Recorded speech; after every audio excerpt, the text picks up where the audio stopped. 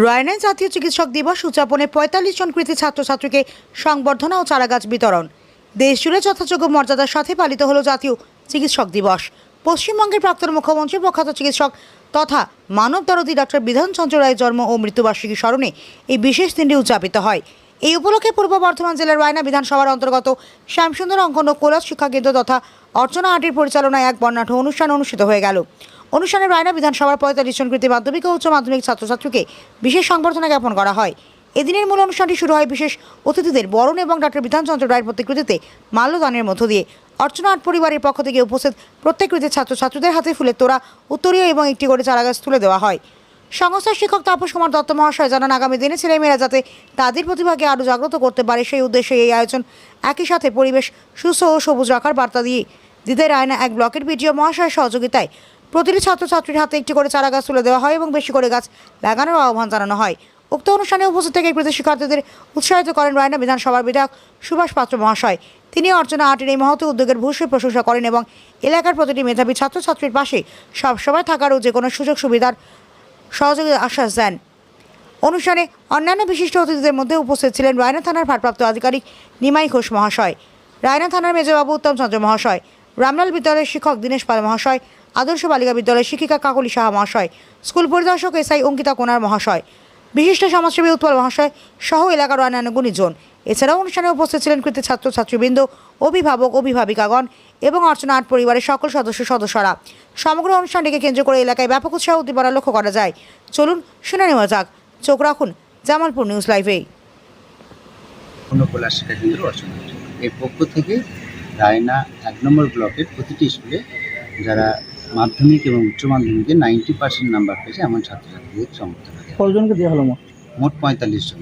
ঠিক উপস্থিত ছিলেন এখানে উপস্থিত ছিলেন আমাদের প্রিয় বিধায়ক মাননীয় সুভাষ পাত্র মহাশয়, ওসি সাহেব মাননীয় নিমাই ঘোষ মহাশয়, বিশিষ্ট সমাজসেবী উৎপল রায় মহাশয়, আমাদের এসআই ম্যাডাম অঙ্কিতা কুনার মহাশয়, গার্লস স্কুল থেকে এসেছিলেন কাকলি সাহা ম্যাডাম, এসেছিলেন রামলাল থেকে হিমাদ্রি শেখর দে মহাশয়, দীনেশ পাল মহাশয় এবং বিশ্বজিৎ মুখার্জি মহাশয়, আমাদের প্রিয় মেজবাবু উত্তম চন্দ্র মহাশয়। আগামী দিনে কী লক্ষ্য আছে? আগামী দিনের লক্ষ্য যে এই ছেলেরা সব পুরি তো ফুটতে পারে না, এই ছেলেরা তাদের প্রতিভার বিকাশটা যেন পরিবেশের মধ্যে ছড়িয়ে দিতে পারে এবং আমাদের পরিবেশ যাতে ভালো থাকে তার জন্য তাদেরকে একটি করে চারা গাছও দেওয়া হয়েছে পরিবেশকে ভালো রাখার জন্য। আমার নাম আমার নাম তাপস কুমার দত্ত। শিক্ষক শিক্ষিকা যারা রয়েছেন এবং সর্বোপরি আজকের এই কৃতি ছাত্রছাত্রী প্রত্যেককে আমার তরফ থেকে আন্তরিক শ্রেণীভেদে শ্রদ্ধা অভিনন্দন জানাই। তাপসদা আজকের এই প্রোগ্রামটার কথা অনেকদিন আগে থেকে আমাকে বলছিলেন, কিন্তু দুর্ভাগ্য আজকেই এমনই খুব ব্যস্ততার ভেতরে রয়েছি, এক্ষুনি আবার অন্য জায়গাতে যেতে হবে। যাই হোক, দুটো একটা কথা বলবো। তো তাপসদার এই যে মহতি উদ্যোগ, এই উদ্যোগ আমি আগেও পেয়েছি, এটা যথেষ্ট সাধুবাদ জানানোর মতো। তো তার জন্য আর এখানে আমাকে আমন্ত্রণ করার জন্য আমি আন্তরিকভাবে তাপসদাকে ধন্যবাদ জানাবো। তো তোমাদেরকে আমি তুমি করে দুটো একটা কথা বলবো, সবাই তো ছোট হবে, তুমি করেই বলছি। হ্যাঁ, দেখো, ভালো নম্বর পাওয়াটা এটা মানুষকে কিন্তু একটা পরিচিতি এনে দেয়, তাই না? যে এত পার্সেন্ট নম্বর পেয়েছে, সেই ব্যক্তিটা বা সেই স্টুডেন্টের পরিচিতিটা কিন্তু তার নম্বরে প্রকাশ পায়। কিন্তু এটা তোমাকে মাথায় রাখতে হবে তোমাদেরকে, যে তুমি কিন্তু যদি ভালো চরিত্রের মানুষ হও তাহলে কিন্তু সব জায়গাতে সম্মানিতটা তুমি হও। পাশাপাশি এটা কিন্তু মাথায় রাখতে হবে। এই জন্য বলি আমি, দেখো, এই কৃতিত্ব তো শুধুমাত্র স্টুডেন্টের নয়, তোমাদের বাবা মায়ের অবদান রয়েছে, শিক্ষক শিক্ষিকাদের অবদান রয়েছে।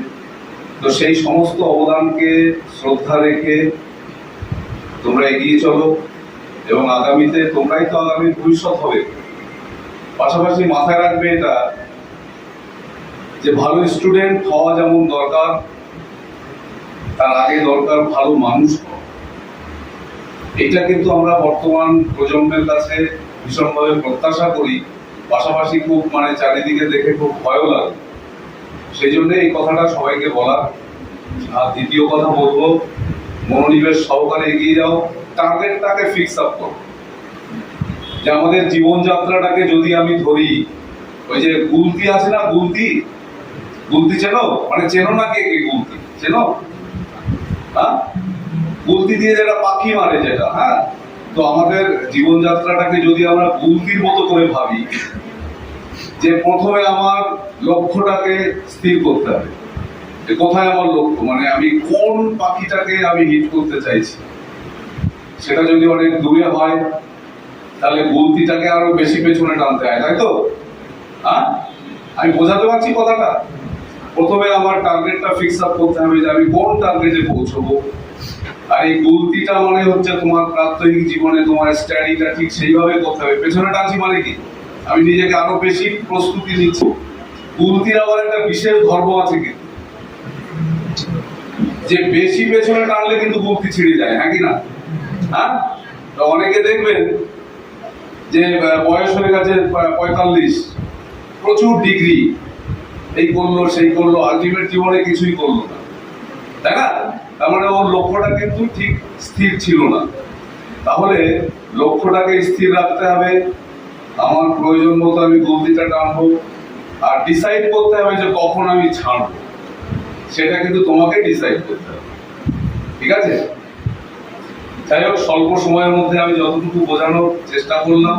পাশাপাশি আরো কয়েকটা কথা বলি। এই রাস্তাঘাটে এখন যে হারে অ্যাক্সিডেন্ট হচ্ছে, এই দিকগুলো তোমাদেরও কিন্তু অনেক ভূমিকা রয়েছে, বিশেষ করে টু হুইলার।